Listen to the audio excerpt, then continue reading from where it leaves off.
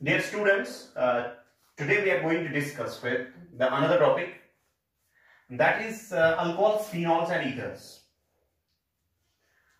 Now, first what we'll be doing is, we will be having the preparation method of the phenol, then followed by the preparation method of alcohol, then their common reactions, and then the reactions which are different, and then of course we will be discussing ethers at the end. Now, coming to the case of the phenol,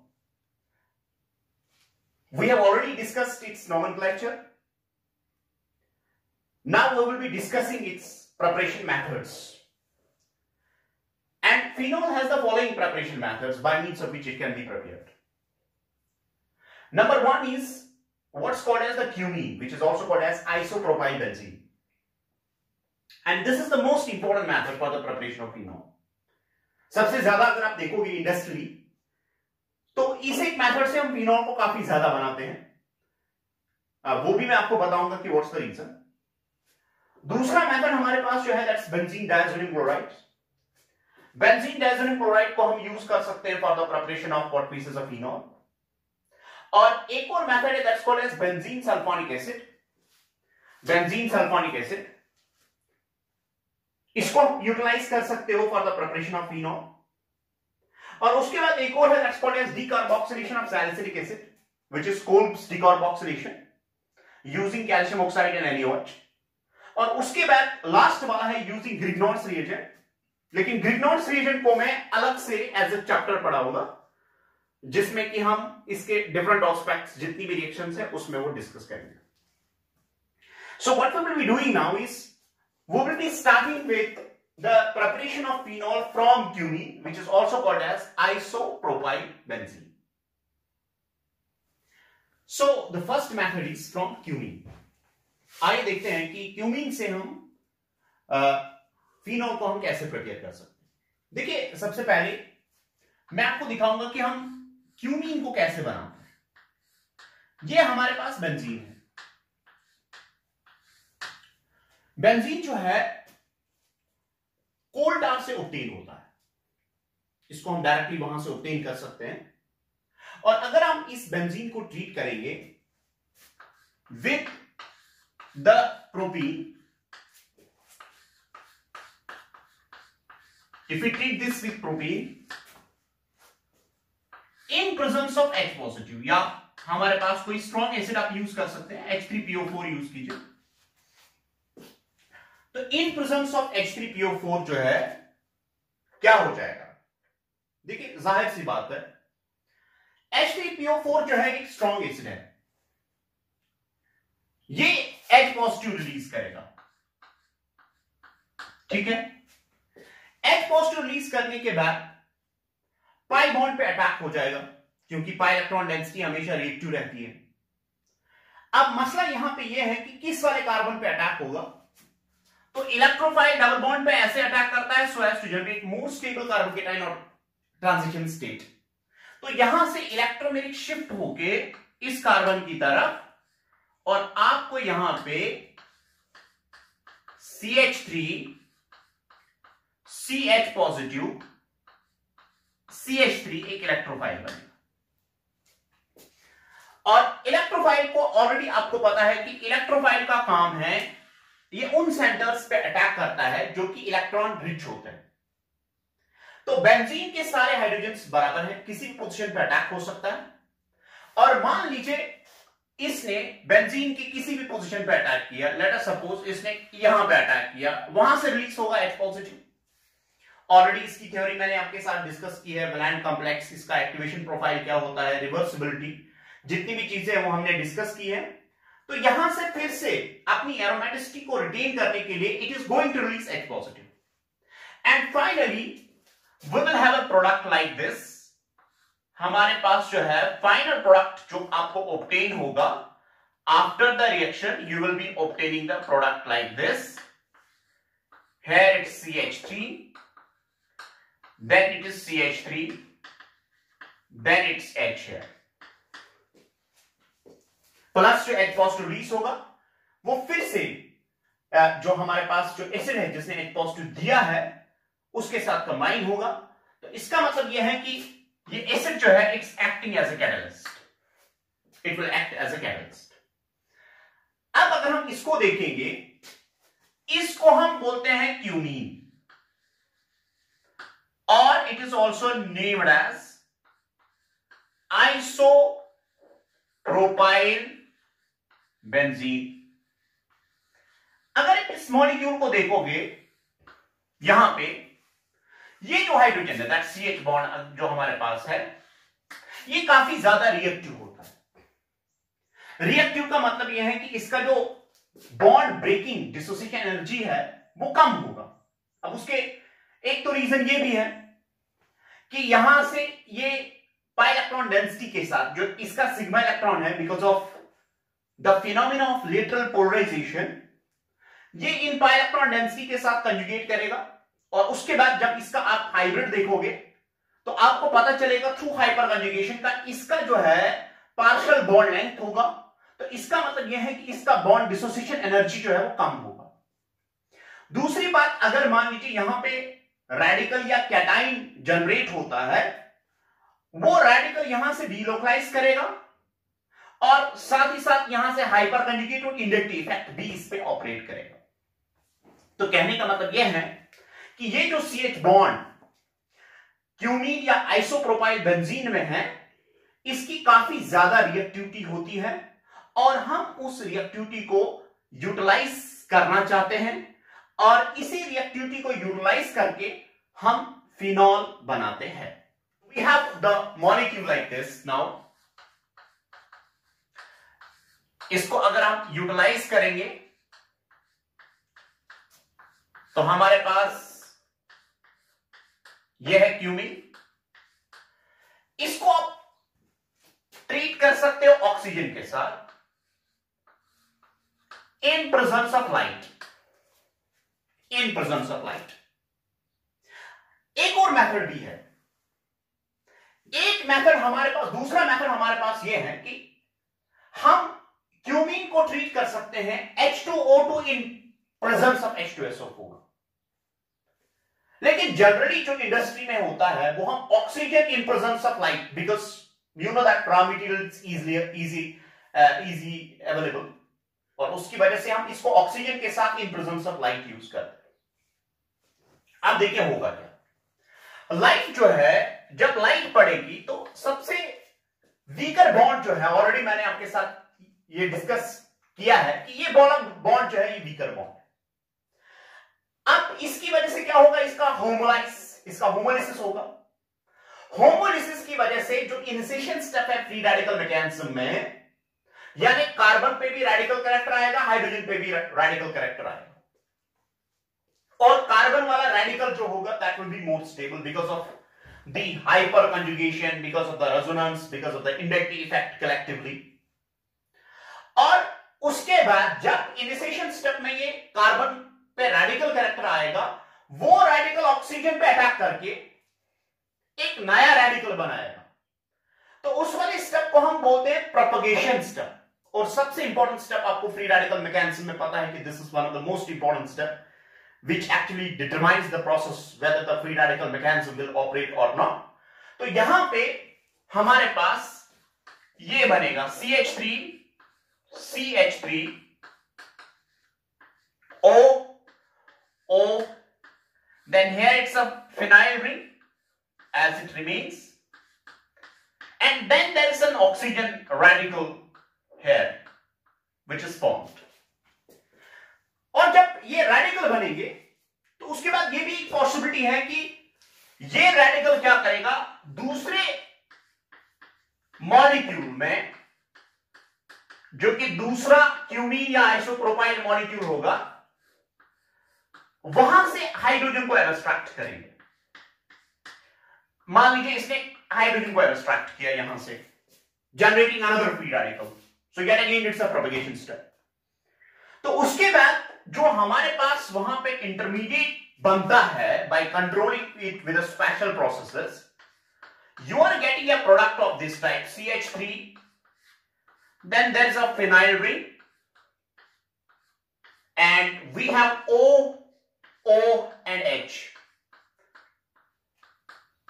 this is called as the molecule which is formed is called as cumene hydroperoxide. Now cumene hydroperoxide जो है, अगर आप in short देखेंगे तो ये oxygen का simply यहां पे इंसर्शन होता है डायरेक्टली CH बॉन्ड में, जो कि ज्यादा रिएक्टिव बॉन्ड है उसमें डायरेक्टली इंसर्शन होता है। उसके बाद हाइड्रोपेरोक्साइड्स जो है, जब हम ये ऑब्टेन करते हैं तो they are highly unstable molecules. उसका ये भी रीजन है कि अगर आप यहां पे देखोगे इस बॉन्ड पे, तो यहां पे लोन पेयर रिपल्शंस होने की वजह से यहां पे सिंगल बॉन्ड है, और सिंगल बॉन्ड होने की वजह से येट अगेन इस मॉलिक्यूल में ये रिएक्टिव सेंटर होगा। तो हम इसी चीज को यूटिलाइज करने की कोशिश करेंगे।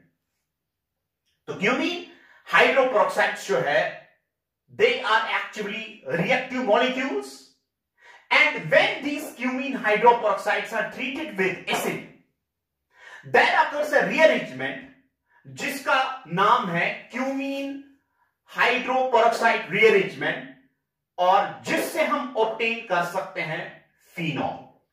तो क्यूमीन हाइड्रोपेरोक्साइड मैंने आपको बोला कि अनस्टेबल मॉलिक्यूल है, क्योंकि यहां पे लोन पेयर रिपल्शंस है, यहां पे ऑक्सीजन ऑक्सीजन सिंगल बॉन्ड है, यहां पे lone pair bond pair repulsions है, और उसकी वजह से हम इस बॉन्ड को फिर से यूटिलाइज कर सकते हैं फॉर द रिएक्टिविटी। अब ये देखिए कि मैंने आपको बोला कि अगर आप इसको ट्रीट करेंगे with acid, there occurs rearrangement called as cumene hydroperoxide rearrangement. Let's find out that in rearrangement, once cumene hydroperoxide is treated with an acid, how it gets rearranged to form the phenol. So yes, we have the rearrangement of cumene hydroperoxide. ये देख लीजिए। तो हमारे पास जो है, ये हमारे पास मॉलिक्यूल है CH3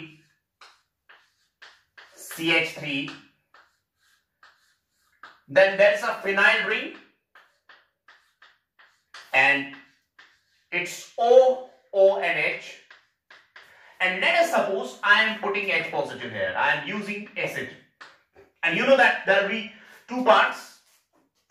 One will be the acidic part and another will be the basic part. मान लीजिए आपने HCl यूज किया या कोई भी स्ट्रॉन्ग एसिड यूज करेंगे। अब उसकी वजह से देखिए क्या होता है, ये जो H पॉजिटिव है ये डायरेक्टली इसको प्रोटोनेट करेगा, क्योंकि ऑलरेडी आपने पढ़ा है कि OH is a bad leaving group, लेकिन इन एसिडिक कंडीशंस ये सर्वाइव नहीं कर सकता है, और उसकी प्रोटोनेशन होके आपको प्रोडक्ट जो है वो ऐसे मिल सकता है CH3, then there is a phenyl ring here, and then we have like this H, here it's H and positive charge, this goes as। अब देखिए इसमें क्या होता है, ये जो यहां पे ऑक्सीजन पे पॉजिटिव चार्ज आता है, इस पॉजिटिव चार्ज आने की वजह से ऑक्सीजन का माइनस आई इफेक्ट क्रिएट होगा। माइनस आई इफेक्ट क्रिएट होने की वजह से एक तो बॉन्ड पोलराइज करेगा, और दूसरी बात देखिए क्या होता है कि यहां से वाटर निकलेगा, लेकिन होता यह है कि यहां से आप ये वाला ऑक्सीजन जो है जिसका लोन पेयर है, इस पे पॉजिटिव चार्ज आएगा। जब ऑक्सीजन पे पॉजिटिव चार्ज आता है, उस इंटरमीडिएट को हम बोलते हैं ऑक्साकैटाइन। इट्स नेम्ड एज ऑक्साकैटाइन। अब इस ऑक्साकैटाइन में क्या पॉसिबिलिटी, अगर ऑक्सीजन इलेक्ट्रॉन डेफिसिट है तो इमीडिएटली क्या होगा, ऑक्सीजन पे पॉजिटिव चार्ज नहीं रहेगा, ये उस एटम पे माइग्रेट करेगा जिसकी इलेक्ट्रोनेगेटिविटी कम होगी, and that's none other than carbon. तो यहां पे ग्रुप्स माइग्रेट करेंगे, लेकिन ये याद रखिए what has been observed is, ये जो ग्रुप्स का माइग्रेशन है, अगर मान लीजिए हमारे पास मिथाइल ग्रुप है, फिनाइल ग्रुप है, तो माइग्रेशन उसी ग्रुप की होती है जो इलेक्ट्रॉन रिच होता है, लेकिन migration occurs via transition state. मेरे कहने का मतलब यह है कि ये जो फिनाइल ग्रुप है, it's not detached from the molecule. अब फिनाइल ग्रुप के बगैर अगर कोई भी ग्रुप है, मान लीजिए कोई भी बड़ा ग्रुप जो कि कायरल मॉलिक्यूल है, यहां पे मान लीजिए उसका यहां पे उसका कायरल सेंटर है, वो वाला ग्रुप माइग्रेट करता है, तो समझ आ रही है बात। अगर वो वाला ग्रुप माइग्रेट करता है तो वो डिटैच होके नहीं करेगा, this will be always accompanied through the transition state. ये ऐसा नहीं होगा कि ये कंप्लीटली डिटैच होगा, यहां पे पॉजिटिव चार्ज आएगा फिर ये डिटैच होके यहां से अटैक करेगा, no, the migration occurs always through a transition state which is like that of carbocation। और दूसरी इंपॉर्टेंट बात, माइग्रेटरी एप्टीट्यूड जो है, यानी कौन सा ग्रुप माइग्रेट यहां पे करेगा, वो हमेशा डिपेंड करेगी कि अगर जो ग्रुप जितना इलेक्ट्रॉन रिच होगा उतना वो फास्ट माइग्रेट करेगा। तो अगर मान लीजिए हमारे पास पहले अल्काइल ग्रुप और फिनाइल ग्रुप है, तो इन दो ग्रुप्स में पहले फिनाइल ग्रुप माइग्रेट करेगा, यानी इसका ग्रेटर माइग्रेटरी एप्टीट्यूड है as compare to alkyl group. और दूसरी बात, अगर मान लीजिए यहां पे भी फिनाइल है, यहां पे भी फिनाइल है, यहां पे भी फिनाइल है, तो वो वाला फिनाइल ग्रुप उस वक्त माइग्रेट करेगा जिसके पास इलेक्ट्रॉन डोनेटिंग ग्रुप्स है। और specially I make you to do this thing that कि स्पेशली उसको पहला पोजीशन पे होने चाहिए, क्योंकि जब माइग्रेशन होगा अगर ऑर्थो पोजीशन पे इलेक्ट्रॉन डोनेटिंग ग्रुप होगा तो उससे पता चला है कि उसकी वजह से स्टीरिक हिंड्रेंस होती है। इसलिए पहला पोजीशन पे अगर इलेक्ट्रॉन डोनेटिंग ग्रुप होता है तो उसकी वजह से फास्ट माइग्रेशन होती है, क्योंकि उसमें स्टीरिक हिंड्रेंस कम रहती है और उसकी वजह से माइग्रेशन ज्यादा होती है। तो फिलहाल के लिए अगर हम इसको देखेंगे, यहां पे डायरेक्टली जो है migration of the phenyl occurs over alkyl, and with the result what is going to happen is you will get the next molecule as we have CH3, CH3, then here it's positive charge, and then O migrates like this, and with the result you are getting as, so you are migrating, actually shifting the charge from oxygen to carbon, and with the result this will be released as minus H2O. Minus H2. So there is a migration of charge from what we said on oxygen to less electronegative carbon, which is happening in this molecule. जब हमारे पास ये carbocation बना, यानी carbocation की formation हो गई, उसके बाद carbocation is attacked by the nucleophile, and with the result the next molecule is like this. You are getting CH3, CH3, then it's O-phenyl, and on the positive charge there occurs attack of the water, and with the result this is happening, there will be the positive charge like this। और उसके बाद देखिए क्या होगा, जब हमारे पास यहां पे अटैक हो जाएगा, उसके बाद नेक्स्ट जो है प्रोटॉन रिलीज होता है इस साइड से, यहां से प्रोटॉन रिलीज होगा, that will attack here, that's going to attack here, और उसकी वजह से हमें नेक्स्ट मॉलिक्यूल ये बनेगा CH3, CCH3, OH, then O-phenyl, I'll write PH, H with a positive charge। अब ये मुझे बताइए एक चीज, जब इस पे पॉजिटिव चार्ज आएगा तो माइनस का इफेक्ट क्रिएट हो जाएगा ऑक्सीजन का, और उसकी वजह से ये जो है this will act as a better leaving group. Now it will be released from the molecule, and once it's released from the molecule, what happens is we are getting this product CH3, CH3, then it's OH with a positive charge and plus ये वाला part जो है, ये सारा part, this will produce phenol, this is going to produce the phenol। तो हमारे पास ये बन गया जनाब फिनॉल, यहां पे आया पॉजिटिव चार्ज। अब उसके बाद देखिए क्या होता है, उसके बाद इस ऑक्सीजन का जो लोन पेयर है वो इसके साथ कंजुगेट करेगा, कंजुगेट करने पे ऑक्सीजन पे पॉजिटिव चार्ज आएगा, पॉजिटिव चार्ज आने की वजह से माइनस का इफेक्ट ऑपरेट करेगा और H पॉजिटिव रिलीज हो जाएगा, और कहने का मतलब यह है कि जो अपने H पॉजिटिव यूज किया, it is acting as a catalyst, because first it has done the process and then after at the end it's coming back. So what we are getting is we are simply getting what we say as acetone. We are getting acetone. So we are getting CH double bond O CH3. So we are getting two important products from this H. One is the phenol, another is the acetone, and plus there is a release of what we say as an H positive. That means acids here act as catalysts. Now we will have the discussion on certain questions which are asked in the different exams. देखिए, अगर आपको ऐसा question दिया गया हो तो आपको बताना होगा कि what will be the product. ठीक है? So it's not only that you will be preparing the phenol. There can be so many questions which can be asked. तो पहली बात है कि ये जो H positive है कैटलिस्ट है, लेकिन जो मेन चीजें मैकेनिज्म में होती है वो आपके दिमाग में होनी चाहिए. देखिए, H पॉजिटिव यहां पे प्रोटोनेट करता है, प्रोटोनेट होने की वजह से माइग्रेशन होती है इस ऑक्सीजन की तरफ, यानी इसको मैं ऑक्सीजन A रखता हूं, इसको मैं ऑक्सीजन B रखूंगा. अब A ऑक्सीजन जो हमारे पास है, ये आपके फिनोलिक प्रोडक्ट में ऑब्टेन हो जाए, यानी आप यहां पे जो ऑक्सीजन है वो उस रिंग के पास जाएगा जिसका माइग्रेटरी एप्टीट्यूड ज्यादा है, क्योंकि यहां पे अल्काइल है, फिर फिनाइल है, फिर से फिनाइल है, लेकिन फिनाइल वाली जिसके पास इलेक्ट्रॉन डोनेटिंग ग्रुप है उसका माइग्रेटिंग एप्टीट्यूड ज्यादा होगा.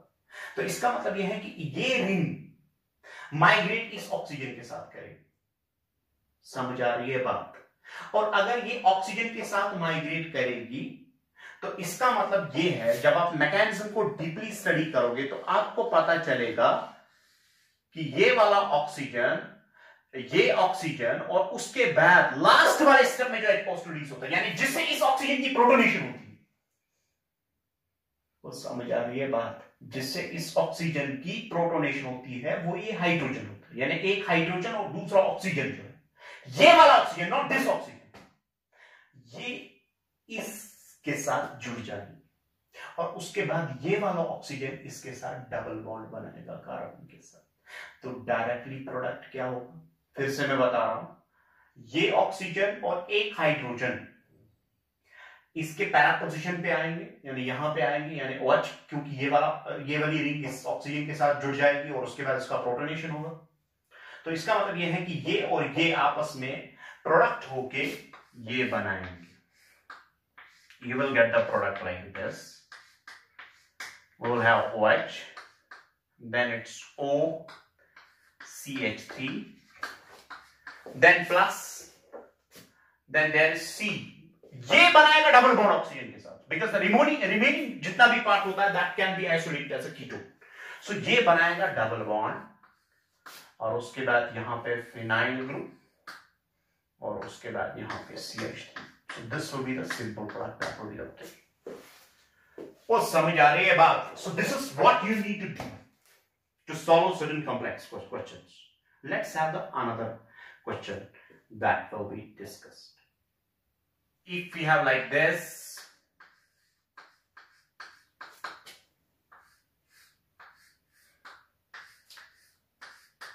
let us suppose we have molecule of this type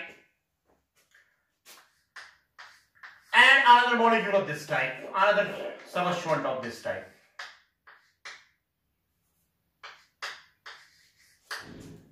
Then there is CH3 here. So in presence of H positive, what's going to happen? Mechanism को अच्छे से देख लीजिए, उसके बाद आपको खुद ही पता चलेगा कि yet again I will keep it as oxygen A, oxygen B. ये और ये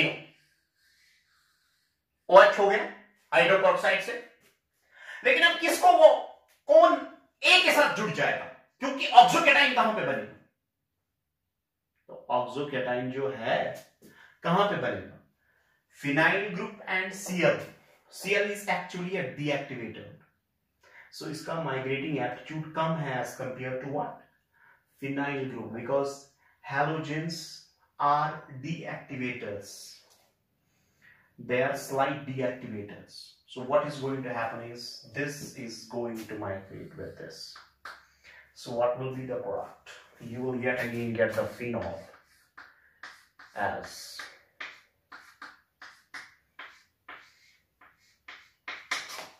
then C double bond O,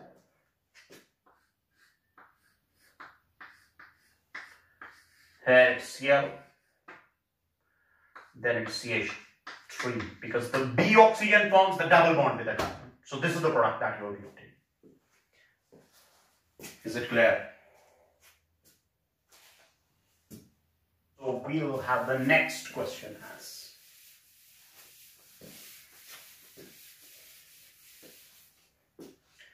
next question we have like this.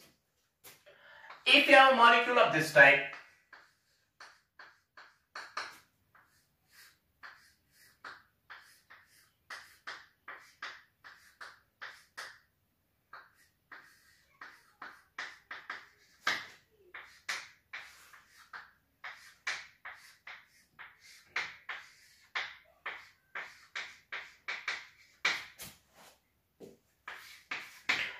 in presence of H positive. Now what is going to happen is like this. H positive के presence में देखिए क्या होगा फिर से. अब मसला यहाँ कौन सा ग्रुप यहाँ पे माइग्रेट करेगा. एक बार फिर से देखिए, आपको लगता है इलेक्ट्रॉन डोनेटिंग ग्रुप है at what position? Ortho position. So there will be the negative charge, there will be electron rich of course, उसमें कोई शक नहीं. लेकिन जब ट्रांजिशन स्टेट बनता है, उसको बनने के लिए you require more energy because of the substituent which is present at the ortho position due to steric hindrance, and that overweights the electronic effects. So with the result, what is happening is, if you have a group at the ortho position, इसका less migratory aptitude होता है because of the steric hindrance, and with the result, what is going to migrate is the phenyl ring. So yet again, the same thing is going to happen. You will get the product as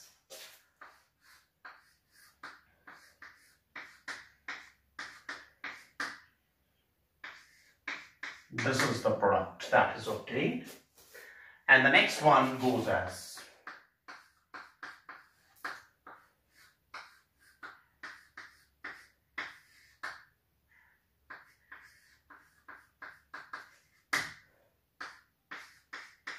this is the product that is obtained.